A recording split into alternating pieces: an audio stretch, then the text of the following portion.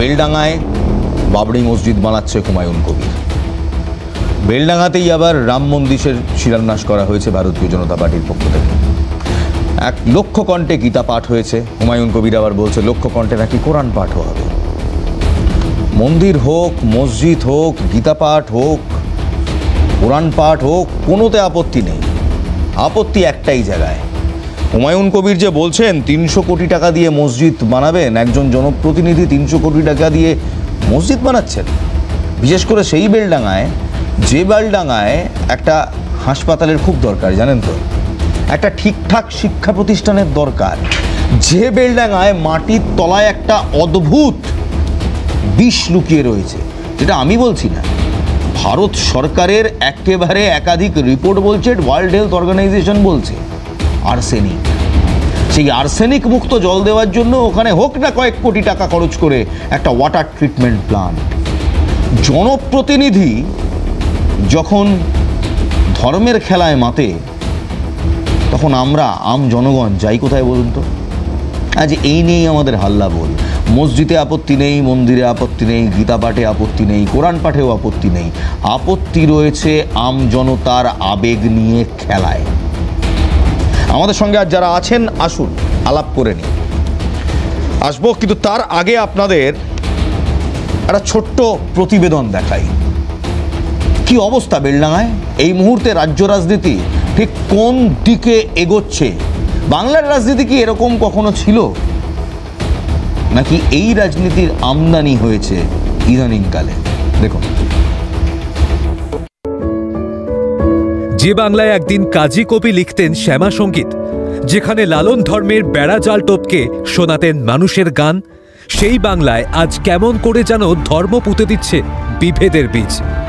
ধর্মকে হাতিয়ার করে আজ ভোট ময়দানে ছোট বড় সব রাজনৈতিক দলগুলি ব্যক্তিগত পরিসরে নিজেকে প্রমাণের চেষ্টাও প্রবল হয়ে উঠেছে 2026-এর বিধানসভাকে মাথায় রেখে। শেষ 1 দশকে বাংলার মানুষ দেখেছে ভোট দুয়ারে এলেই কেউ মন্দিরমুখী হচ্ছেন, তো কাউকে পাওয়া যাচ্ছে নামাজ পাঠে। বাবরি মসজিদ ধ্বংসের দিনেই মুর্শিদাবাদে বাবরি মসজিদের শিলান্যাস করলেন বিতাড়িত তৃণমূল বিধায়ক হুমায়ুন কবির। এই মুর্শিদাবাদেই কেন্দ্র সরকারের আনা ওয়াকফ আইনের বিরোধিতায় অগ্নিগর্ভ পরিস্থিতি রুখতে কেন্দ্র বাহিনী মোতায়েন করা হয়েছিল। বাবরি মসজিদের শিলান্যাস উপলক্ষেও সতর্ক ছিল কেন্দ্র। রাজ্যের তরফে মোতায়েন ছিল র্যাব। বাবরি মসজিদ বরাবরই ভারতীয় রাজনীতির একটা বিতর্কিত বিষয়। মুর্শিদাবাদে বাবরি মসজিদের শিলান্যাস রাজ্য রাজনীতিতে হুমায়ুন কবিরকে আদৌ কি প্রাসঙ্গিক করে তুলবে? এ প্রশ্ন উঠেছে কারণ 2024-এর লোকসভা নির্বাচনের আগে রাম মন্দিরের সূচনা হলেও সেই অযোধ্যাতেই বিজেপিকে হারতে হয়েছে। বাংলার বুকে হুমায়ুন কবিরের এই বাবরি মসজিদ নির্মাণের ঘোষণা তীব্র বিরোধিতা করেছে তৃণমূল কংগ্রেস। দল থেকে 6 বছরের জন্য হুমায়ুনকে বহিষ্কারও করা হয়েছে। আবার প্রাক্তন প্রদেশ কংগ্রেস সভাপতি অধীর চৌধুরী শ্লেষ পুরী থেকে জগন্নাথ দেবকে পশ্চিমবঙ্গে আনা হয়েছে। সেই পথ অনুসরণ করে অযোধ্যা থেকে বাবরি মসজিদকে নিয়ে এসেছে বাংলায়। অন্যদিকে হুমায়ুন কবিরের বাবরি মসজিদের ভিত্তিপ্রস্তর স্থাপনের দিনই মুর্শিদাবাদে রাম মন্দির নির্মাণের ঘোষণা করলেন বিজেপি নেতা শাখারব সরকার। বাবরির পাল্টা যেমন রাম মন্দির, ঠিক তেমনই গীতা পাঠের পাল্টা লক্ষ্য হাফেজ দিয়ে কোরআন পাঠ। রবিবার শীতকালে ব্রিগেডে গীতা পাঠের কর্মসূচিতে যোগ দিয়েছেন রাজ্যপালও। কর্মসূচিতে যোগ দিয়েছে বিজেপি ব্রিগেডের অনেকেই। দেশের বিভিন্ন প্রান্ত থেকে উপস্থিত সাধু সন্তরা। সেই দিনই মুর্শিদাবাদ থেকে হুমায়ুন কবিরের হুঙ্কার, লক্ষ কণ্ঠে কোরআন পাঠ হবে। একজন মানুষকে সম্পূর্ণ ধর্মীয় স্বাধীনতা দেয় ভারতবর্ষের সংবিধান। কিন্তু প্রশ্নটা অন্য জায়গায়। সমস্যা যেখানে ভাত নিয়ে, সেখানে জাত নিয়ে লড়াইটা হঠাৎ করে বড় হয়ে দাঁড়াচ্ছে কেন? কর্ম ভুলে ধর্ম তুলে ধরছে। এ কোন বাংলা? এ ছবি আমাদের চেনা নয়। রাজনীতি থাকবে রাজনীতির জায়গায়, সেখানে 2 ফুলের দ্বন্দ্ব থাকতে পারে, কিন্তু সেই দ্বন্দ্বের হাতিয়ার কি ধর্ম হতে পারে? রাজ্যে শিল্প, শিক্ষা, কর্মসংস্থান, উন্নয়ন নাকি মন্দির মসজিদ, প্রয়োজন কোনটা? তার সিদ্ধান্ত অবশ্য বাংলার মানুষকেই নিতে হবে। ক্যালকাটা নিউজ। সত্যি তো, এ বাংলা আমাদের চেনা নয়। এ বাংলা কাদের বাংলা? আমার আপনার তো নয়। আমার সঙ্গে আর যারা আছেন আসুন আলাপ করে নি। অর্পণ বন্দ্যোপাধ্যায় রয়েছেন আমাদের সঙ্গে, তৃণমূল কংগ্রেসের সমর্থক, বাচ্চা ছেলে, অনেকদিন পর আবার দেখা, কিন্তু রাজনীতিটা বেশ বড়দের মতোই করে। সুপ্রিয় ঘোষ, পার্সোনালি বন্ধু, কিন্তু এই মুহূর্তে বিজেপির মুখপাত্র রয়েছেন এই প্যানেলে। চন্দন চ্যাটার্জি, তিনিও রয়েছেন, দীর্ঘদিনের আলাপ। চন্দনদা নমস্কার। এবং শুভাশিস ভট্টাচার্য, কংগ্রেসের মুখপাত্র, আবারও দীর্ঘদিনের আলাপ। আশা করছি আজকে আপনাদের চারজনের সঙ্গে কনস্ট্রাকটিভ আলোচনা হবে। কেউ কারো কথা বলার সময় কথা বলবেন না, চেঁচামেচি হবে না, একটা খুব সহজ মতামত আদান প্রদানের জায়গা এখানে থাকবে। আমরা শুরু করতে চাই হুমায়ুন কবিরের একটি মন্তব্য দিয়ে। হুমায়ুন কবির বলছে, মসজিদ তৈরির বাজেট 300 কোটি টাকা, আমরা মসজিদ বানিয়ে ছাড়বো, একজন ব্যবসায়ী 80 কোটি টাকা দেবে। হুমায়ুন কবির বলছে, দেখুন। বিজেপি আজ নতুন করে হিন্দুত্ব করছে। বিজেপি বরাবরই হিন্দুত্ব তাস খেলে। ওরা দীর্ঘদিন ধরে রাম মন্দিরের এজেন্ডা নিয়ে ক্ষমতায় এসছে, 19টা রাজ্য দখল করেছে। বাংলা দখল করার জন্য তারা গীতা পাঠ করছে। আমি আগামী দিনে মুসলমানদের বেশি বেশি করে বিধানসভায় সিট জেতার জন্য কোরআন পাঠেরও আয়োজন করব। কোরআন পাঠ হবে, লাখো লোক নিয়ে কোরআন পাঠ হবে, তাদেরকে আরামসে খাওয়া দাওয়া করিয়ে দিনভর মুর্শিদাবাদে কোরআন পাঠ, লক্ষ হাফেজকে দিয়ে কোরআন পাঠ করাবো। 1 লক্ষ মুর্শিদাবাদের কোনো এক জায়গায় প্যান্ডেল করব বড় করে, 1 লক্ষ হাফেজ, কোরআনের হাফেজদের দিয়ে আমি কোরআন। উনি 1 লক্ষ হাফেজকে দিয়ে কোরআন পাঠ করাবেন, অত্যন্ত সুপ্রস্তাব। কিন্তু আমার প্রশ্ন হচ্ছে, এই মুহূর্তে সরাসরি আমি প্রথমে বিজেপির মুখপাত্র সুপ্রিয় ঘোষের কাছে রাখবো, যে তাতে আমজনতার কী লাভ হবে? হ্যাঁ, দোয়া হবে, নিশ্চয়ই হবে, অনেক কিছু হবে, কিন্তু আমার সহজ প্রশ্ন, ওখানকার আমজনতা, ওখানকার ভোটারদের কী লাভ হবে? হুমায়ুন কবিরের হয়তো ভোট বাক্সের লাভ হবে। আমজনতা ওখানে একটু আর্সেনিক মুক্ত জল চায়, কয়েকটা হাসপাতাল চায়, 2-1টা প্রাইমারি স্কুল চায়, একটু মানদণ্ড, যাতে জীবনযাত্রার মানদণ্ড উন্নয়ন হয় সেটা চায়। সেটা কোথায়? সেটা তো তৃণমূল কংগ্রেসে এতদিন ধরে উনি ছিলেন, তৃণমূল কংগ্রেসের নেতৃত্বাধীন রাজ্য সরকার বলতে পারবেন। যদিও 3-4 দিন হয়েছে তাকে বহিষ্কার, সম্ভবত 6 বছরের জন্য বহিষ্কার করা হয়েছে। কিন্তু যে কনস্ট্রাকটিভ আলোচনার কথা তুমি এখানে বললে, আজকে এই কনস্ট্রাকটিভ আলোচনার মধ্যে খাদ্য, বাসস্থান, যা যা তুমি এখন তুলে ধরো, রুটি কাপড়া মাকান, সেটা তো একজন বিধায়ক হিসেবে তার করা উচিত ছিল। তাহলে বেলডাঙ্গা এবং ওই অঞ্চল যেখানে ভরতপুর, যেখানে উনি আছেন, মুর্শিদাবাদ বরাবরই একটা, আমরা ধরে নিই যে সংখ্যালঘুদের একটু মানে বাড়তি ওখানে সংখ্যা, এবং সেখানে এই যে দারিদ্রতা, সংখ্যালঘুদের বাড়তি, তার উদাহরণ দিচ্ছি কেন সংখ্যালঘুদের বাড়তিটা কেন বলছে শুনে নাও। সেটা হচ্ছে যে ওখানে দারিদ্রতার যে সীমা, সেই সীমা, মুখ্যমন্ত্রীর কথায় আমি যাচ্ছি না, তো বাড়ানো কমানোটাতে তো ওটা মিস্টেক হয়েছিল না, কিন্তু সত্যিকারের মুর্শিদাবাদে কিন্তু সেই অবস্থা ছিল, আজ থেকে নয়। মালদা মুর্শিদাবাদের বিস্তীর্ণ অঞ্চল যদি দেখেন, কয়েকটা জেলা, মানে কয়েকটা জেলার মধ্যে অন্যতম মালদা মুর্শিদাবাদ। সেখানের একজন বিধায়ক, দীর্ঘদিনের বিধায়ক, 2021 সালে তিনি হচ্ছেন এখানে জিতে এসছেন। তো তার পরবর্তীকালে উনি কী কাজ করেছেন, তাকে প্রশ্ন করা উচিত সবার আগে। কেন সাংবাদিকরা প্রশ্ন করলেন না জানি না। উনি কোরআন পাঠ করাবেন, খুব ভালো কথা, আমাদের কোরআন নিয়ে কোনো আপত্তি নেই। আমি দ্যাটুইন ভাষায় আবার বলছি, উনি মসজিদ বানাচ্ছেন, তাতেও কোনো আপত্তি নেই। উনি মাজার বানান, উনি পীর বাবার ইয়ে বানান, যে আমাদের তাতে কোনো আপত্তি নেই। আমাদের আপত্তিটা বাবর নামাতে, এই নামে পরিষ্কারভাবে আমাদের পক্ষ থেকে এটা বলা হয়েছে। কিন্তু সমস্যাটা হচ্ছে যে উনি কেন এই কাজটা আজকে করতে গেলেন, আজকে কেন তৃণমূল ওনাকে 6 বছরের জন্য সাসপেন্ড করলো? এর আগে যখন তৃণমূল কংগ্রেসে থাকাকালীন উনি যখন হিন্দুদের ওপর বিরূপ মন্তব্য করেছিলেন, আমি সেটা ওখানে বাক্যটা ব্যবহার করছি না, যে ভাসিয়ে দেওয়া হবে, তখন তো তৃণমূল কংগ্রেস তাকে শোকজ থেকে শুরু করে সাসপেনশনটা ধরায়নি। আমি যেটা পরিষ্কার আপনাদেরকে বলছি, মমতা বন্দ্যোপাধ্যায় এবং তার নেতৃত্বাধীন সরকার যেটা নিজেরা সরাসরি করতে পারবেন না, স্বাভাবিকভাবে হুমায়ুন কবিরকে দিয়ে এটা করানো হচ্ছে।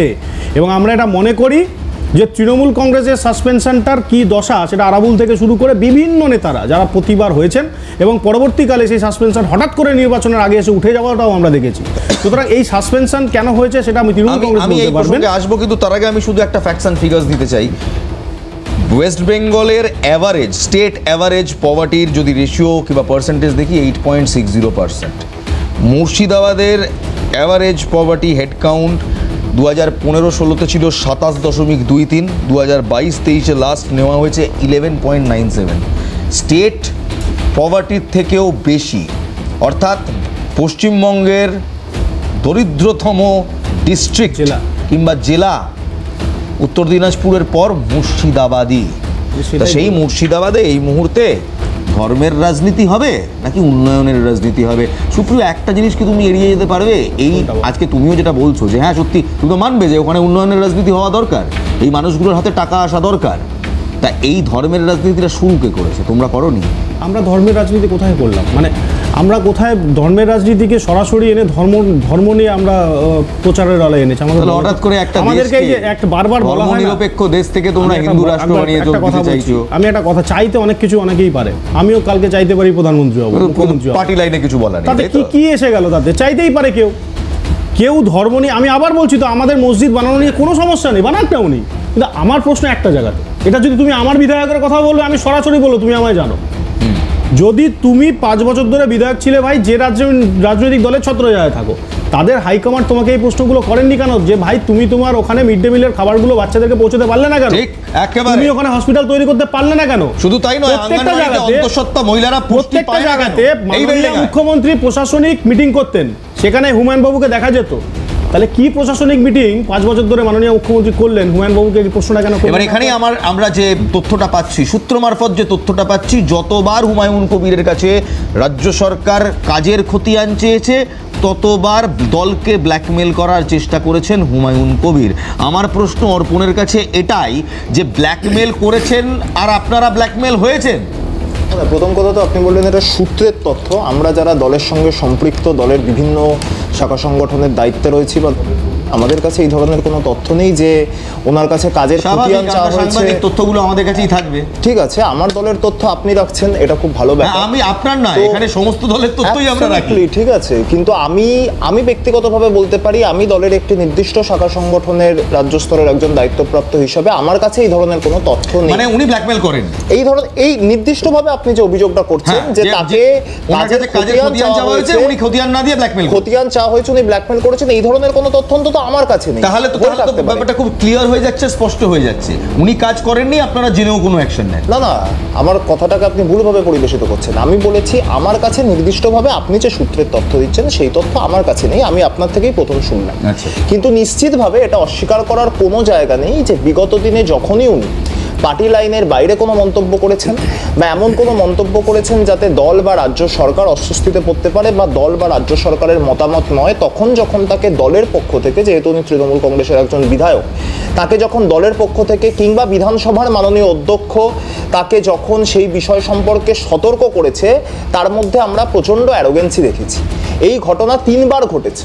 3 বার তাকে শোকজ করা হয়েছে, কখনো দলের শৃঙ্খলা রক্ষা কমিটির পক্ষ থেকে, কখনো বিধানসভার শৃঙ্খলা রক্ষা কমিটির পক্ষ থেকে, অর্থাৎ প্রশাসনিক এবং সাংগঠনিক দুভাবেই।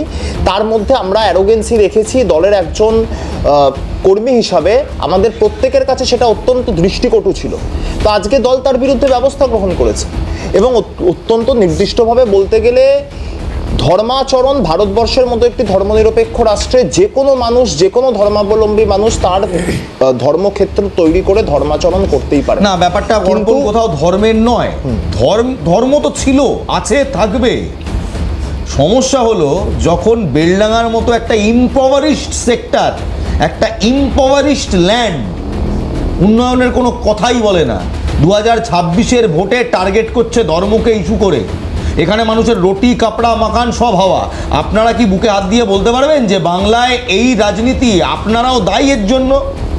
না, এটা তো রাজনীতির ইকোসিস্টেম। কোনো মানে যারা এই ধর্মের রাজনীতি প্রথম থেকে করে এসেছে, যে রাজনৈতিক দল 11 আগে আসেনি, আমি বলছি যে রাজনৈতিক দল প্রথম দিন থেকে ধর্মের রাজনীতি করেছে, এবং আরো খুব স্পেসিফিকলি বলতে গেলে যে রাজনৈতিক দল এটা ভেবে গর্ববোধ করে যে আমরা সনাতন ধর্মাবলম্বী মানুষদের পরিত্রাতা হিসাবে রাজনীতি করছি, এবং তারা এটা বলেন যে আমি সনাতন, শুভেন্দু অধিকারী রাজ্যের মাননীয় বিরোধী দলনেতা, তিনি স্পষ্টভাবে বহু জায়গায় বলেছেন আমি সনাতন ধর্মে সনাতনীদের ভোটে জিতে বিধায়ক হয়েছি, তাই শুধুমাত্রই সনাতনীদের দায়িত্ব আমি গ্রহণ করবো। আমি তোমার কাছে ফিরবো, আমি একবার একটা ছোট্ট করে আমি এই প্রশ্নটা চন্দনদার কাছে আসবো। চন্দনদা, 35 বছর তোমরা এই রাজ্য শাসন করেছো, 35 বছরে কখনো শুনিনি মুর্শিদাবাদে মন্দির হবে না, মসজিদ হবে, তাই নিয়ে মানে ভোটের ইস্যু হয়ে গেল। এখন কেন হচ্ছে? দেখুন মাস, এগুলো মানুষ সব জানেন যে গত 34 বছর বা 2011 সালের আগে পর্যন্ত ধর্ম প্রধান বিবেচ্য ছিল না। এগুলো মানুষের নিজস্ব ধর্মাচরণের ব্যাপার, তার নিজের ব্যাপার। কেউ হিন্দু গীতা পড়বেন, কোরআন পড়বেন, তার ব্যাপার। আর এটাও এমনি বাংলায় এসে পড়েনি, এটার কৃতিত্ব শুধু কমিউনিস্ট পার্টি বা এদের নয়, বাংলার মাটিতেই এটা আছে। 1940 সাল হিন্দু মহাসভা মিটিং ডেকেছে শ্রদ্ধানন্দ পার্কে। নেতাজি সুভাষচন্দ্র বসু নিশ্চয়ই দেশদ্রোহী নয়, তো তিনি সেই মিটিংয়ে শ্যামাপ্রসাদ মুখার্জি মিটিংটাকে ভণ্ডুল করে দিয়েছিলেন তার লোকজনদের পাঠিয়ে। এটা ইতিহাসে লেখা। কেন পাঠিয়েছিলেন? নেতাজি নিশ্চয়ই উন্মাদ ছিলেন না, আর উনিও বন্ধ পেয়েছিলেন যে শ্যামাপ্রসাদ মুখার্জি যে ধর্মীয় বিষ বাংলার মাটিতে গাঁথতে চাইছেন তা আগামী দিনে বৃক্ষ থেকে ময়ূরে পরিণত হলে বাংলার বিপদ। এটা গেল এক। দুই, আমাদের দ্বিতীয় হেরিটেজ।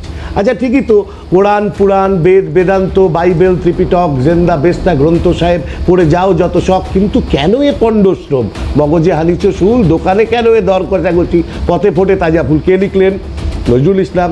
তা আমরা তো সেটাই লেখাপড়ায় পড়েছি, আমরা তো তখন পাঠ্যপুস্তকে এপাং ওপাং ঝপাং রাখিনি, তো সেগুলোই পড়া হয়েছে। সেগুলো পড়েই মানুষ জেনেছে যে হিন্দু হোক আর মুসলমান হোক আসলে ধর্মের ভিত্তিতে নয়, কর্মের ভিত্তিতে বিচার হবে। ধর্ম শিখে তোলার হবে, কর্ম ধরেই বিচার হবে। তো নজরুল লিখলেন। তাহলে এই লিগ্যাসি তো বাংলা বহন করে। এটাকে আজকে সামনে আনা হচ্ছে কেন জানো? শাসকের যখন দৈন্যতা হয়, এই দুই শাসক, এই যে দুজনেই পরপর বললেন, এক শাসক 15 লাখ ফিরবে, হ্যান ত্যান কত কিছু বলে বাড়ি চলে গেলেন, জিএসটি কমিয়ে দিলেন, কিন্তু জিনিসের দাম কমলো না। আর অন্যদিকে শাসক তুমি বলবে কি, তো এক লরি অভিযোগ তার সম্পর্কে, কয়লা, বালি, পাথর থেকে শুরু করে শিক্ষা, স্বাস্থ্য, কর্মসংস্থান, কাজ, ইভেন খুব শেষতম কথা যদি হয়, পরিযায়ী শ্রমিক নিয়ে কথা হচ্ছিল, 5,000 করে দেওয়ার কথা। আজ পর্যন্ত কজন পেয়েছে? বেশিরভাগ লোক আবার কাজের মধ্যে ফেরত চলে যাচ্ছে। আরও রিসেন্ট সুপ্রিম কোর্ট বললো 100 দিনের কাজ চালু করতে। এই দুইজনে মিলে টিএমসি বিজেপি, একজন টাকা খেয়েছে, একজন টাকা দেয়নি। আজ পর্যন্ত 100 দিনের কাজ চালু হলো সুপ্রিম কোর্ট বলার পরেও। আর অন্যদিকে সুপ্রিম কোর্ট, হাইকোর্ট, এসএসসি, পরীক্ষা, দুর্নীতি, একটার পর একটা আরজি কর সব জড়িয়ে বুঝিয়ে দুজনে মিলে ম্যানেজ করে একটা জায়গায় নিয়ে যাচ্ছে। তাহলে এটাকে কভার আপ করার জন্যেই নেতাজি সেদিনকে যেমন ঢিল মেরেছিলেন শ্যামাপ্রসাদকে, নজরুল যেমন বারবার বলেছিলেন, সেইটা ধরেই আমাদের আজকে বাংলাকে বাঁচাতে হবে। এদের দুজনের এই জন্যই এরা এই ছল করে এজেন্ডাটা সামনে নিয়ে আসে। বেশ, আমি এর প্রত্যুত্তর নিশ্চয়ই নেব, কিন্তু আমাকে একটা ছোট্ট বিরতি নিতেই হবে। বিরতির পর একটা তথ্য নিয়ে সামনে আসব। বেলডাঙ্গার মাটির তলায় বিষ রয়েছে, সেই বিষ পরিশোধন করার জন্য কেউ এগিয়ে আসছে না কেন? বিরোধী কিংবা শাসক কেউ মানুষের হয়ে কথা বলছে না কেন? শুধু ধর্মের জিগির কেন? Let's take a small break, ladies and gentleman, will be right back. দেখতে থাকুন ক্যালকাটা নিউজে হাল্লা বল। 1 লক্ষ হাফেজ নিয়ে মুর্শিদাবাদে নাকি কোরআন পাঠ হবে, আবার 1 লক্ষ কণ্ঠে গীতা পাঠও হচ্ছে। আজকে হয়েছে 5 লক্ষ কণ্ঠে, মাফ করবেন, আজকে গীতা পাঠ হয়েছে। আমার প্রশ্ন, এই সব থাক, কোনো কিছুতে আপত্তি নেই, কিন্তু এগুলো ভোটের কারণ কেন হয়? এগুলো ভোটের ইস্যু কেন হয়ে যায়? কেন বেলডাঙ্গায় একটি মসজিদ হবে এবং তার পরিপ্রেক্ষিতে একটি মন্দির হবে এবং সেটাই রাজ্যের নির্বাচনের মেন ইস্যু হয়ে দাঁড়াবে? স্পেসিফিকলি যখন ইতিহাস বলছে 2024-এর ইলেকশনে উত্তরপ্রদেশে যেখানে অযোধ্যায় রাম মন্দির হলো, সেই কেন্দ্রে রাম মন্দির জিগিরের পরেও বিজেপি জিততে পারেনি। মানুষ কি এই জিগির মেনে নেবে? নিশ্চয়ই দেখাবো, কিন্তু তার আগে আমি একবার সুভাষিসদার কাছে আসবো। কংগ্রেস নেতা সুভাষিসদা আমাদের সঙ্গে রয়েছেন, সুভাষিস ভট্টাচার্য। সুভাষিসদা, এই রাজনীতি খারাপ রাজনীতি, এই রাজনীতি মানুষের উন্নয়ন করে না, এই রাজনীতি বিভাজন বাড়ায়, বিভেদ বাড়ায় এবং এই রাজনীতি হিংসা বাড়ায়। এই রাজনীতি হচ্ছে কেন? ভারতবর্ষে কোনোদিনও ধর্মীয় উন্মাদনা নিয়ে কোনোদিনও ওর কাছে ভোট চাইনি কোনো দল, কিন্তু বিশেষ একটি দল যখন উত্থান ঘটলো ভারতবর্ষে, তবে থেকে ধর্মীয় বিভাজন হলো এবং ধর্মীয় জিগির তুলে ভোট নেওয়ার একটা ব্যবস্থা তৈরি করার চেষ্টা হলো। রাজনীতিতে ধর্মকে এইভাবে গুলিয়ে দেওয়া, এটা কোনো অবস্থাতেই ভারতবর্ষে কাম্য ছিল না, কিন্তু এটা হয়েছে। আসলে আমরা এখনও ভারতবর্ষের মানুষ 80 কোটি মানুষ রেশন, ভারতবর্ষে কেন্দ্রীয় সরকার বাড়ি বাড়ি রেশন পাঠালে খাওয়া হয়, 80 কোটি মানুষকে রেশন দিলে খাওয়া হয়। সেই 80 কোটি মানুষের হাতে চাকরি না দিয়ে, কর্মসংস্থান না দিয়ে, সেই 80 কোটি মানুষের ভিক্ষে পাওয়ার জন্য অপেক্ষা করতে হয়। সেখানে ধর্ম করে এইভাবে বিভাজিত করে দেশের সমস্ত দিক থেকে দেশের মানুষকে একটা হতাশার মধ্যে ফেলা, এটা এতে চূড়ান্ত অপদার্থতা মনে হয় আর কিছু হয় না। এটা আমরা দেখেছি যখন কিনা আমাদের জার্মানির শাসক হিটলার যখন এলেন, তখন ইহুদিদের সম্পর্কে এই ধরনের ঘৃণা বর্ষিত করেছিল তার বক্তৃতার মাধ্যমে, এবং ইহুদিরাই সব জার্মানির উন্নতির জন্য বিরাট বাধা সৃষ্টি করছে, সুতরাং তাদের ভাগাতে হবে, তাদের কাটতে হবে, তাদের মারতে হবে, এই ন্যারেটিভস তৈরি করার পর আলটিমেটলি হিটলারকে খুব করুণ পরিস্থিতি তৈরি হয়েছিল হিটলারের ওপর।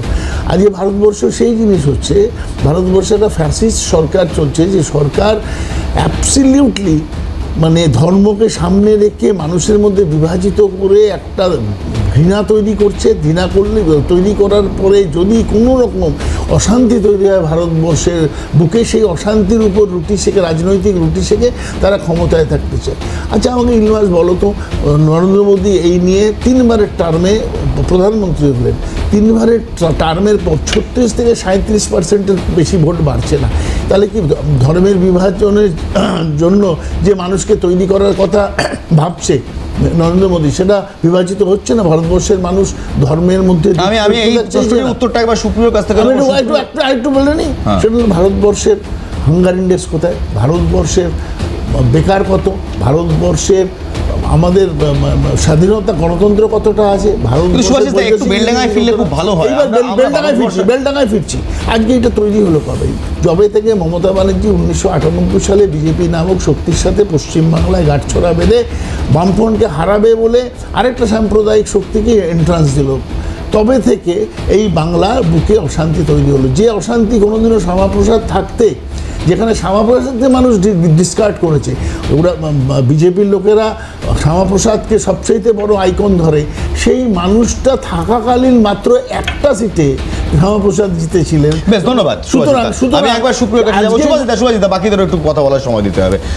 আমি একবার সুপ্রিয়র কাছে যাবো। সুপ্রিয়, খুব সহজ প্রশ্ন, যে কথা সুভাষিসদা বলছিলেন, যে আমদানি তোমাদের হাত ধরে না, সুভাষিসদা একটা কথা খুব ভালো বলেছেন, যে কর্মসংস্থান কিভাবে কি হলো, এত বছর শাসন হয়ে গেল, কর্মসংস্থান নিয়ে কোনো কথা নেই। গরিবি হাটাও নাড়া দিয়েছিল 55 বছর টানা রাজত্বে থাকা একটা রাজ্য সরকার, কেন্দ্রীয় সরকার। আজ অব্দি তারা গরিবই কেন থাকলো?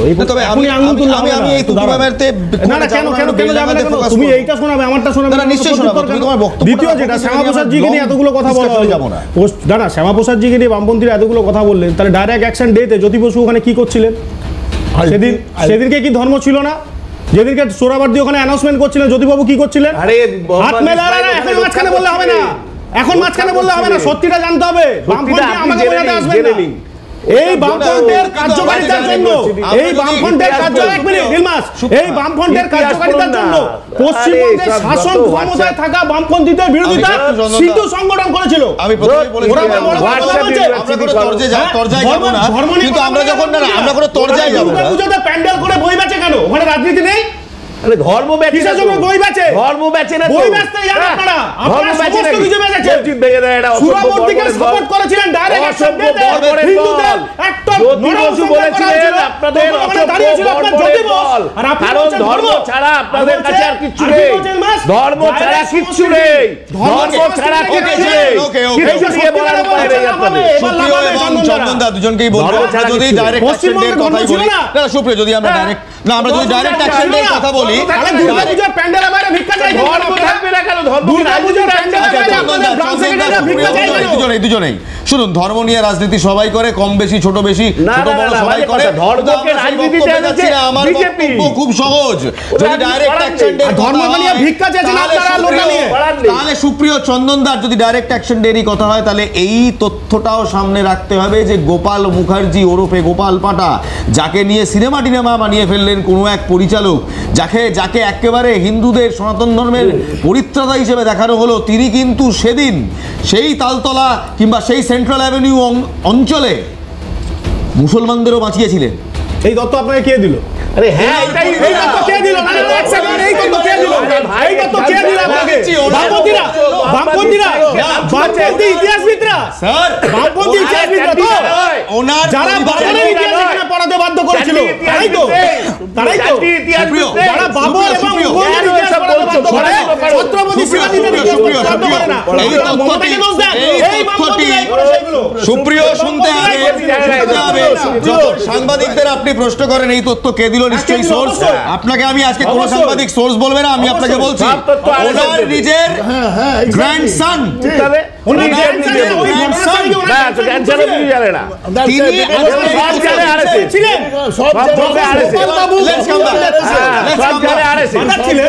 ভারতবর্ষের গোটা ইতিহাসটাই RSS ঠিক করে দেবে। সিম্পলি এই মানসিকতা থেকে বের হও। গোটা ভারতবর্ষের RSS ঠিক করে দেবে। গোটা পশ্চিমবঙ্গের লেনিন, স্ট্যালিন, ওরা লেনিন চাইছে। We'll take a short break. We'll be right back. একটা ছোট্ট বিরতির পর ফিরে আসছি। ইতিহাসটা ইতিহাসের মতো করে জানতে হবে। ইতিহাসটা একতরফা জানলে হবে না। ইতিহাসে কাউকে কিংবা কোথাও একতরফা জানলে হবে না। ইতিহাসের দুটো দিক থাকে। History may be written by the victors, but history always has two sides. একটা ছোট্ট বিরতির পর ফিরে আসছি। আম জনতা তারা এই মন্দির মসজিদের রাজনীতি যেটা বেলডাঙায় হচ্ছে সেটা দেখার পর কি বলছে, একটা ছোট্ট বিরতি, তারপর শোনাবো। দেখতে থাকুন ক্যালকাটা নিউজের হল্লা বল। দেখুন, বারবার এই প্রসঙ্গ এলেই না কোথাও ঘুরে গিয়ে কে কাকে কি পড়িয়েছে, কি শিখিয়েছে, হিস্ট্রি কে লিখেছে, এরকম একটা অদ্ভুত আলোচনায় চলে যায়। সত্যি আজকে আমরা সেই আলোচনা চাইছি না। আমরা কিছু সঠিক তথ্য আপনাদের সামনে তুলে ধরতে চাইছি এবং সবাইকে আমরা অনুরোধ করছি তারা মানুষের হয়ে বলুন। বলছেও, সুপ্রিয় শুরুই করলো কত সুন্দরভাবে মানুষদের নিয়ে, অর্পণও কত সুন্দরভাবে মানুষদের কথা বললো, চন্দনদা, সুভাষিস দা, সবাই। আমরা প্লিজ এই পেটি পলিটিক্সে আটকে থাকবো না, একটু বেলডাঙার মানুষের কথা ভাবি। কারণ বেলডাঙার মাটির তলায় না আর্সেনিক রয়েছে, জলে আর্সেনিক মেশে 10 মিলিগ্রাম প্রতি লিটার, এটা বলছে WHO পারমিসেবল লিমিট কিংবা নন ফেটাল লিমিট, কিন্তু বেলডাঙায় সেটা 1700 মিলিগ্রাম প্রতি লিটার হয়ে যায়, 170 গুণ বেশি WHO পারমিসেবল লিমিট নিয়ে। কেন গত 10 বছর ধরে এই আলোচনা আমরা বাংলায় রাজনীতিবিদদের কাছ থেকে শুনিনি যে বেংলাডাঙার মাটির নিচে আর্সেনিক রয়েছে, যেটা জলে মেশে, যেটা খেয়ে মানুষের মৃত্যু হয়, শিশু, প্রেগনেন্ট মহিলা, তাদের শরীর খারাপ হয়? এই নিয়ে আলোচনা হয়নি কেন? হুমায়ুন কবির এই নিয়ে গলা ফাটাননি কেন? তৃণমূল কংগ্রেস এতদিন এই নিয়ে চুপ কেন? ভারতীয় জনতা পার্টি এই নিয়ে কোনোদিন ফেসবুক লাইভ থেকে শুরু করে প্রেস কনফারেন্স করলো না কেন? বামেরা এই নিয়ে কোনোদিন রাস্তায় নামলো না কেন? কংগ্রেস এই নিয়ে কোনোদিন কড়া প্রশ্ন করলো না কেন? এই প্রশ্নগুলো তো রাখবো, আজ এই প্রশ্নগুলো এনাদের কাছ থেকেই নেব। সুপ্রিয়, এই আর্সেনিক যেটা 170 গুণ বেশি WHO পারমিসেবল লিমিটের থেকে, তোমরা জানো, তোমরা সবাই পড়াশোনা করেছো, তোমরা জানো এটা বেলডাঙার সত্যি কঠোর সত্যি একটা ওয়াটার ট্রিটমেন্ট প্লান্ট হলো না স্বাধীনতার পর এত বছরে। আমরা কি করলো, তৃণমূল কি করলো, আর বিরোধীরাই বা মানে কি বলবো কনস্ট্রাকটিভ ক্রিটিসিজম করলো। আমি তো শুনছি শুভেন্দু অধিকারী বক্তব্য রাখছেন, মসজিদ নিয়ে কোনো আপত্তি নেই, কিন্তু আপত্তি বাবরের নাম নিয়ে মসজিদ তৈরিতে। কুণাল ঘোষ বলছেন রাজনৈতিক দলের চক্রান্তে ফাঁদে পা দেবেন না। আরে ফাঁদে পা দিয়ে তো মানুষ বসেই আছে আর্সেনিকের ফাঁদে। দেখুন, এখানে তো শুভেন্দুবাবু নেই, কুণালবাবু নেই, এখানে আমি যেহেতু অ্যাজ এ মুখপাত্র আপনি আমায় প্রশ্ন করেছেন, আমি এটা একদম শুরুতেই কোট অ্যান্ড কোট এটা বলেছি, দারিদ্র সীমার নিচে আছে মুর্শিদাবাদ। এবং এটা দুর্ভাগ্যজনক, রাজনৈতিকভাবে যে দলই কখনই ক্ষমতায় থাকুক, শুধুমাত্র রাজনীতি করবার জন্য নয়, মানুষকে সামনে রেখে রাজনীতি হয় বলে এটা আমি মনে করি। উইদাউট মানুষ কোনো কিছুই সম্ভব না, কার জন্য রাজনীতি করবে? সুতরাং সে জায়গায় দাঁড়িয়ে ভরতপুর বিধানসভার মধ্যেই এখন ওটা সম্ভবত পড়ে, বেলডাঙা, আগে বিধানসভা ছিল 2011 পর্যন্ত। তো এতদিন হুমায়ুনবাবু কী করেছেন? আর আমার বক্তব্য হচ্ছে হুমায়ুনবাবু তো মানে লোকালি দীর্ঘদিনকার মানে ওখানকার বাসিন্দা, ওখানে জন্ম তার, যেটুকু আমি জানি। তা মুর্শিদাবাদে জন্ম একজন ব্যক্তি, পূর্ববর্তী সরকারে যারা ছিলেন তাদের ক্ষেত্রেও কিছুটা দায় যে অবশ্যই বর্তায়, যে তাহলে এই যে দারিদ্র সীমার যে হাল, এটা তো আজ গিয়ে শুধু হয়নি 10 বছরে, নিশ্চিত একটা কন্টিনিউয়েশন ছিল। তাহলে এই কন্টিনিউয়েশনের ওপরে তৎকালীন সময়ে যারা ওখানকার নেতৃত্ব ছিলেন, যারা MLA সাহেব ছিলেন, তারাই বা এই মানুষগুলোর দুর্দশাকে মানে শেষ করে দেওয়ার জন্য কি মানে কাজ করেছেন? সুতরাং কাজের নিরিখটা এবং বিরোধী হিসাবে, কিন্তু বিরোধী হিসাবে আজকে আমি তোমাকে অনেক এটা বলতে পারি যে বিরোধী হিসাবে বেলডাঙাকে আমরা অ্যাড্রেস করেছিলাম কোন সময় জানো? সবথেকে বেশি দাঙ্গার হাঙ্গামার ঘটনা পশ্চিমবঙ্গে যদি সবথেকে বেশি কোথাও হয়ে গিয়ে থাকে লাস্ট 10 বছরের বেলডাঙাতে। মানে যেখানে শিক্ষার হার কম, যেখানে স্বাস্থ্যের অবস্থা খারাপ, সেখানেই হচ্ছে এই ধরনের দাঙ্গা হাঙ্গামা বেশি হচ্ছে। আমরা বিরোধী হিসাবে না মনে করি, এবং আরও বেশি করে আমাদের মুর্শিদাবাদ জেলার পক্ষ থেকে যারা ওখানে নেতৃত্ব আছেন, ওয়াটার ট্রিটমেন্ট প্লান্ট নেই ভাই, আর্সেনিক তো সেটা তো সরকার করবে, আমরা কি করতে পারি? আমাদের কি একটা ইস্তেহার দেখাও না? সেটাই তো বলছি যে ওইখানে ডেপুটেশন দেওয়া, ওখানে ডিএমকে ডেপুটেশন দেওয়া, ওখানে এসডিও কে জানানো, ব্যাপারগুলো বিরোধীদের কাজ, সেটাই আমি করতে বলছি। 19 থেকে 21, 24 হয়ে এবার 26-এ যাব আমরা। আরে ভাই আমি তো সেই কথাটাই বলছি, এখানে ওখানে মানুষকে গিয়ে বলা হয়েছে একটা ওয়াটার ট্রিটমেন্ট প্লান্ট। আরে যারা 50 বছর ক্ষমতায় থাকলো তারা ওয়াটার প্ল্যান্ট করতে পারলো না।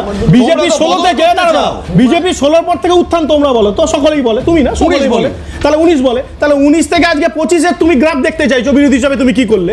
তাহলে এতদিন যারা ক্ষমতায় ছিল তারা কেন কিছু করেনি? আমি তো তাও দায় নিয়ে বলছি যে বিরোধীদের আরো বেশি করে ওখানে যাওয়া উচিত, বিশেষ করে বিজেপিকে ওখানকার সাংগঠনিক ভাবে হলেও ডিএম সাহেবদেরকে শুরু করে এসডিওদেরকে ওখানে এই ব্যাপারটা জানানো উচিত। অর্পণ, আমার প্রশ্ন খুব সহজ।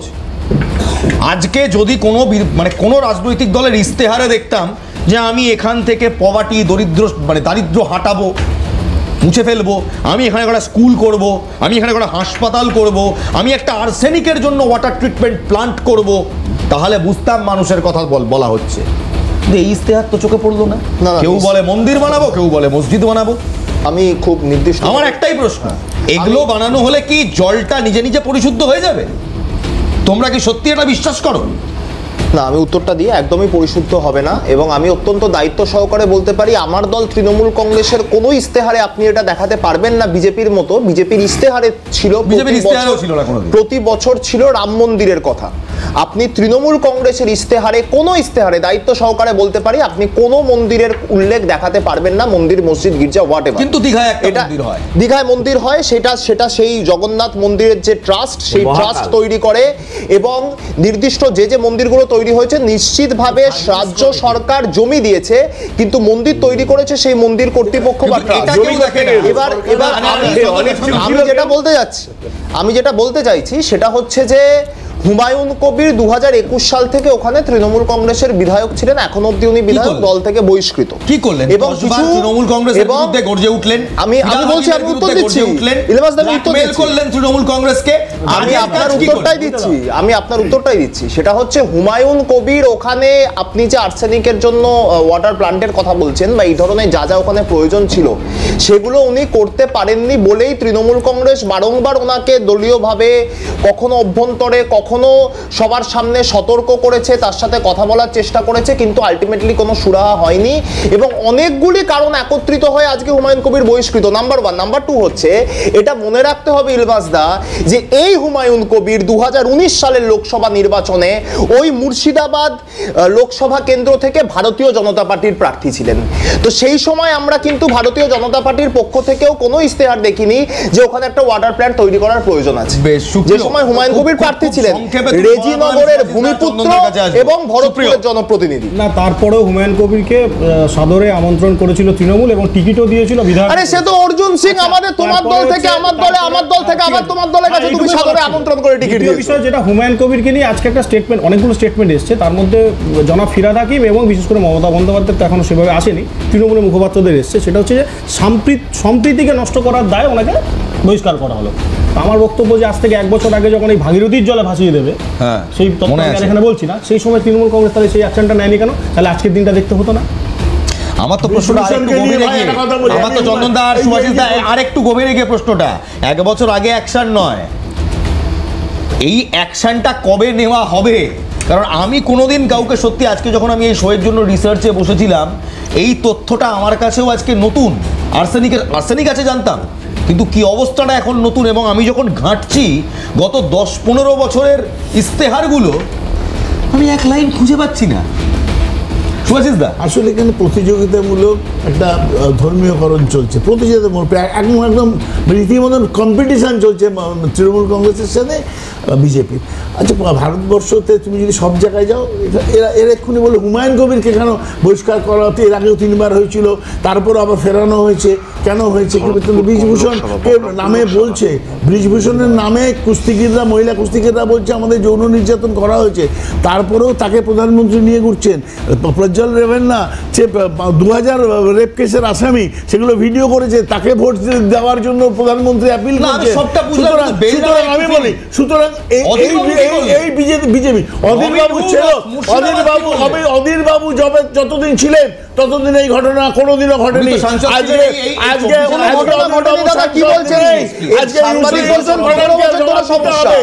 আজকে ইউসুফ পাঠানকে জবাব দিতে হবে মুর্শিদাবাদের মাটিতে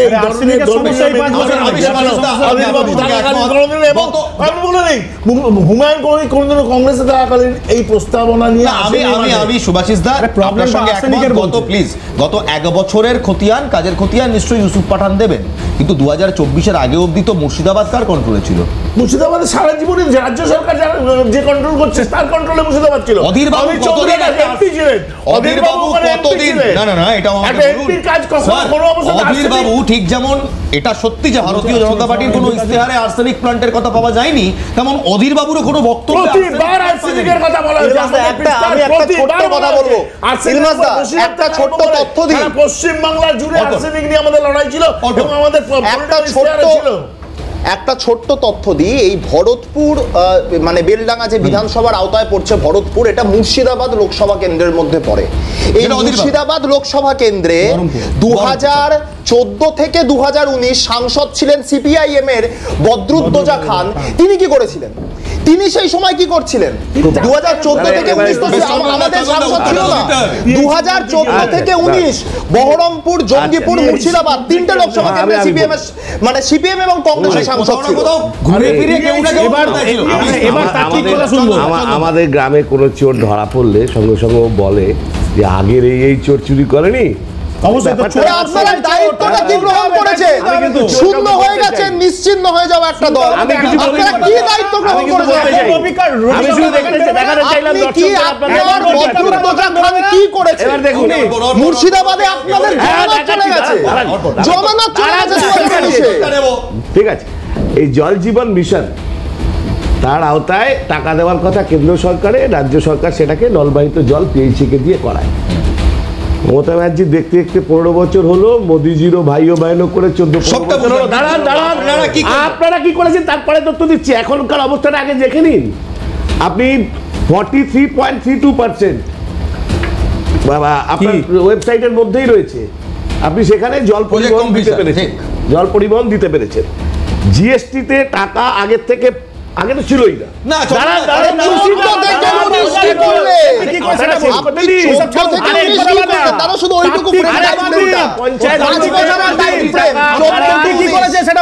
আমি পিএইচি দপ্তর তৈরি করে গ্রামে আমরাই প্রথম পাঠিয়েছি। সেই সময় যখন সাংসদ ছিল বামেদের, তারাই বা কতবার এই আর্সেনিক প্ল্যান্টের জন্য কিংবা আর্সেনিক মুক্ত জলের জন্য তারাই বা কতবার ক্যাম্পেইন করেছে। এই উত্তর চন্দনদাও দেবেন, নিশ্চয়ই দেবেন, কিন্তু তার আগে একটা ছোট্ট বিরতি। আমি একটা সত্যিতে পৌঁছানোর চেষ্টা করব, কিন্তু তার আগে চন্দনদার উত্তরটা খুব জরুরি। চন্দনদা, আপনাকে প্রশ্ন করা হয়েছিল যে মাঝখানে যখন মুর্শিদাবাদ লোকসভা কেন্দ্রের সাংসদে ছিলেন আপনারই দলের একজন নেতা, সেই সময় কতবার আপনারা, ঠিক যেমন বিজেপি তোলেনি, তৃণমূল তোলেনি, কংগ্রেস তোলেনি, তেমন আপনারাও বা কংগ্রেস তুলেছে, আপনারাও বা কতবার এই আর্সেনিকের সমস্যা সামনে নিয়ে এগিয়েছেন, লড়েছেন, পথে নেমেছেন? আমি আপনাকে বলছি, প্রত্যেকের কাছে মোবাইল আছে, আজকে জীবনে তো কেউ কাউকে তথ্য বেরিয়ে গিয়ে বলে দিতে পারেন না যা ইচ্ছা তাই। আর্সেনিকের প্রথম ম্যাপিং যে কোথায় কোথায় আর্সেনিক আছে, এটা বামফ্রন্ট সরকার করিয়েছে। কেন না, প্রচুর মানুষের মধ্যে এই ডিফর্মিটিস তৈরি হচ্ছিল আর্সেনিকের জন্য। আপনি যে শহরে বসে আছেন, এই শহর থেকে একটু দূরে এই উত্তর 24 পরগনা বিস্তীর্ণ লাগোয়া অঞ্চল আর্সেনিক জলের তলায় আছে। এই আর্সেনিকের জন্য ওয়ার্ল্ড ব্যাংক থেকে টাকা আসে এবং সেই ব্যাংকে ওয়ার্ল্ড ব্যাংকের টাকায় ওই উত্তর আসবে না, মুর্শিদাবাদের উত্তর আসবে না, সারা পৃথিবী ব্রহ্মাণ্ড না। কেন মুর্শিদাবাদের উত্তর আসবে না? মুর্শিদাবাদের 3টে ব্লকে আসবে না। এই তো প্লিজ চন্দনদা, আমার সময় খুব সংক্ষিপ্ত। মুর্শিদাবাদের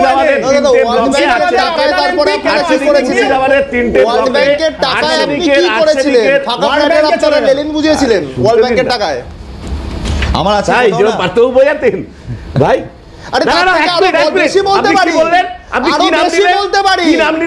আমরা যদি আপনার লজ্জা হওয়া উচিত, লেনিন বোঝানোর কথা বলেছি, একদম বলছি আরো বেশি। আপনি আমি জ্যোতি বোস বলবো, আমি জ্যোতি বোস বলবো, আমি সুশান্ত ঘোষ বলবো, আমি তন্ময় ভট্টাচার্য বলবো। আপনাদের সুশান্ত ঘোষের ছবি ভাইরাল হয়, লজ্জা করে না? আপনার নেতার ছবি ভাইরাল হয়, অর্পণ। আপনার নেতার নীল ছবি ভাইরাল হয়, আপনাদের নেতা আপনার লজ্জা হয় না? ভর্তি হয়ে গেছে, আপনার নেতার নীল ছবি ভাইরাল দেখাবো। অর্পণ এক মিনিট চন্দন দা, এক মিনিট। আমি এই লেভেলের আলোচনা আমি আন্তর্জাতিক কথা বলবে না। এতগুলো ছেলে রাস্তার মধ্যে দাঁড়িয়ে রয়েছে, পার্থচার্যকে বিজেপি ছেড়ে দিচ্ছে, ভালো লোক হয়ে গেছে, পার্থচার্য বলে শূন্য হওয়া করবো, আপনি পার্থচার্য বলে আমি সুশান্ত ঘোষ বলবো, দর্শকের দল, শূন্যের দল, জনগণের দল, নিশ্চিন্ন দল দিয়েছেন, ছেড়েছেন। চলুন এবার। আচ্ছা, আমি জাস্ট তার আগে একটা কথা বলতে চাই। এই লেভেলের আলোচনা ক্যালকাটা নিউজ বরদাস্ত করবে না। কোনো পার্সোনাল অ্যাটাক কারো বিরুদ্ধে আমরা আমাদের প্যানেলে বরদাস্ত করব না। অর্পণ, যদি আপনার সেই প্রসঙ্গই হয় আর আপনি যদি সেই রকম ডিবেট করতে চান, আমি কোনো পার্সোনাল অ্যাটাক করিনি। আমি কোনো পার্সোনাল অ্যাটাক করিনি। তাহলে আমারও প্রশ্ন থাকে, আপনার দল সেই নেতাকে নিয়ে কি করছে? কোন নেতাকে? রাজ্যসভায় পাঠিয়েছে যে নেতাকে, সেই নেতাকে নিয়ে কি করছে? কোন নেতাকে নিয়ে? আরে আপনি ফালতু একটু দলের এমপি বিজেপি এবার একটা খুব সহজ আপনি আপনার সময় বলবেন ভাই, একটু ইতিহাসটা পড়াশোনা করে আসুন। আমি আপনার সময় কোন নেতার কথা বলছেন? পরে বলবেন। আমার দল আমি এক মিনিট বলি, যে দলের এমপি মহুয়া মৈত্র জিন্দালের মেয়ের বিয়েতে ছেড়ে দিন, আপনি আপনার পয়েন্টে আসুন। পারে তাদের থেকে আপনি আপনার পয়েন্টে আসুন প্লিজ। আরে তাহলে আপনি এবার আপনার পয়েন্টে আসুন। বলুন, আজকে বেগুন কত টাকা? গায়ে সোয়েটার পরে আছেন, টমেটো কত টাকা কিনছেন? 30 টাকা থেকে 40 মানুষের ইস্যু নয়। একদম। আপনি এই 1 ঘন্টায় এই ইস্যুকে আলোচনা করতে পারবেন? আপনি আলোচনা করতে পারছেন? এসএসসি ছেলেগুলো দাদা, এসএসসি ছেলেগুলো সিবিআই দাঁড়িয়ে বলছে মাত্র প্রাথমিকে 289 জন টাকা ঘুষ দিয়ে চাকরি পেয়েছে। 294 জন, আর বাকিরা সবাই বেরিয়ে গেল। আপনি আলোচনা করতে পারবেন যে এখনো কেন? কোর্ট বলছে। আরে আদালতের রায়। কোর্টকে কে বলছে? সিবিআই। কোর্ট কার উপর দাঁড়িয়ে বলছে? সিবিআই কে চালায়? সিবিআই। সিবিআই চালায়। সিবিআই কার আন্ডারে? কার আন্ডারে? ভারত সরকার। ভারত সরকার। কোনো পার্টি চালায়? কোনো পার্টি চালায়? ভারত সরকার পার্টি চালায়? প্রাইম মিনিস্টারের অফিসে পার্টি চালায়? প্রাইম মিনিস্টার পার্টি চালায়? প্রাইম মিনিস্টার কি করে? তাহলে আপনাদের আপনাদের কাছে কিন্তু এই মুহূর্তে যতক্ষণ স্টুডিও একটু ঠান্ডা হচ্ছে, ততক্ষণ আমাদের স্টুডিওর তাপমাত্রা যতক্ষণ না ঠান্ডা হচ্ছে, আপনাদেরকে আম জনতার কিছু বক্তব্য শোনাই। আমাদের সমস্ত রিপোর্টাররা সারা বাংলায়, মোটামুটি বাংলার সমস্ত জেলায় একটি প্রশ্ন নিয়ে গিয়েছিল, উন্নয়ন নাকি ধর্মীয় সুরসুরি, কোনটা প্রয়োজন, কোনটা চান? আমজনতা কি বলছেন শুনবেন, শুনুন। কলকাতার সমাবেশ, মুর্শিদাবাদে বাবরি মসজিদ নির্মাণের যে কর্মসূচি, ও কখনো মানুষকে সামনের দিকে এগিয়ে নিয়ে যেতে পারে না, সামনের দিকে এগিয়ে যেতে বাধা দেয়। ধর্ম কখনো মানুষের জীবন জীবিকার বিষয় নিয়ে সামনের দিকে এগিয়ে যেতে পারে না। ধর্ম রাজনীতিতে যেভাবে ঢুকেছে, মানে রাজনীতির ধর্মায়ন বলতে গেলে এটা তো সমাজটাকে আমাদের শেষ করে দেয়। রাজনীতি মানে রাজনীতির মধ্যে ধর্ম ঢোকা উচিতই, মানে সমাজ আমাদের শেষ হয়ে যাবে, দেশ শেষ হয়ে যাবে।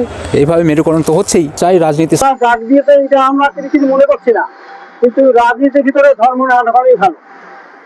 হ্যাঁ, ধর্মের মধ্যে চলবে, রাজনীতির মধ্যে চলবে। রাজনীতি উন্নয়ন করুক, পিছিয়ে পড়া মানুষদের আগে নিয়ে আসুক। হ্যাঁ, স্কুল কলেজ ইউনিভার্সিটি সব কিছু করুক। ধর্মের ভিতরে রাজনীতি ঢোকানো কোনো দরকারই হয় না। গীতা পাঠ করছে, কোথায় মসজিদ করছে, এগুলো কিন্তু সাধারণ মানুষের খুব ভালো উপকার হচ্ছে, গতি হচ্ছে।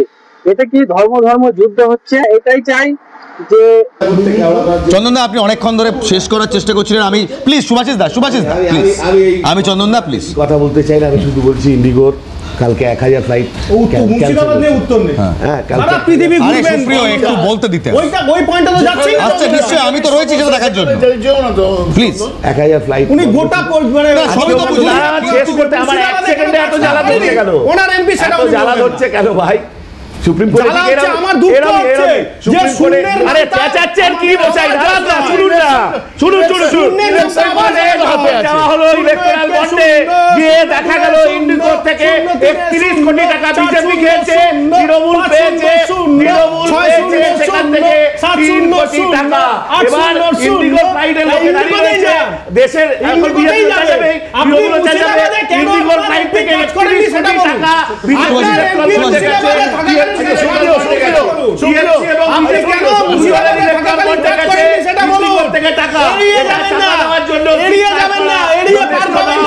আচ্ছা বেশ,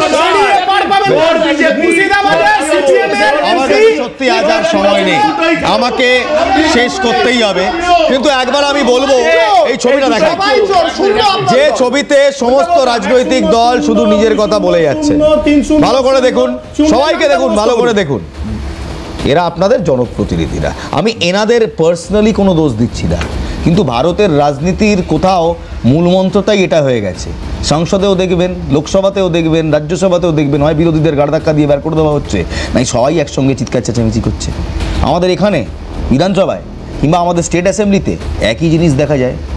আমার আপনার কথা যে হাউসগুলোতে আলোচনা হওয়ার কথা, সেখানে সমস্ত কিছু হয়, শুধু আমাদের কথাবার্তাগুলো আলোচনা হয় না। গীতা বলুন, কোরআন বলুন, যাই বলুন, তারা একটা জিনিস একেবারে বড় বড় করে সর্বপ্রথম বলে, কর্মই ধর্ম, আপনার কাজ আপনার ধর্ম, এবং ধর্মই আপনার পরিচয়। আপনার কাজ আপনার ধর্ম ডিফাইন করে, আপনার ধর্ম আপনার পরিচয় ডিফাইন করা হয়।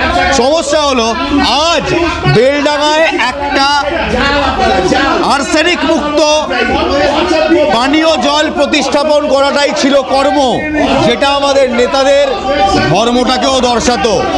না এরা ধর্মে আছে, না এরা কর্মে আছে, এরা আছে ভোটে। সতর্ক হন, সজাগ হন। এরা কর্মেও নেই, এরা ধর্মেও নেই, এরা আছে ভোটে। সতর্ক হন, সজাগ হন, দেশের জন্য ভাবুন, কারণ সবার উপরে দেশ, কোনো দল নয়। Nation first, ladies and gentleman. জয় হিন্দ।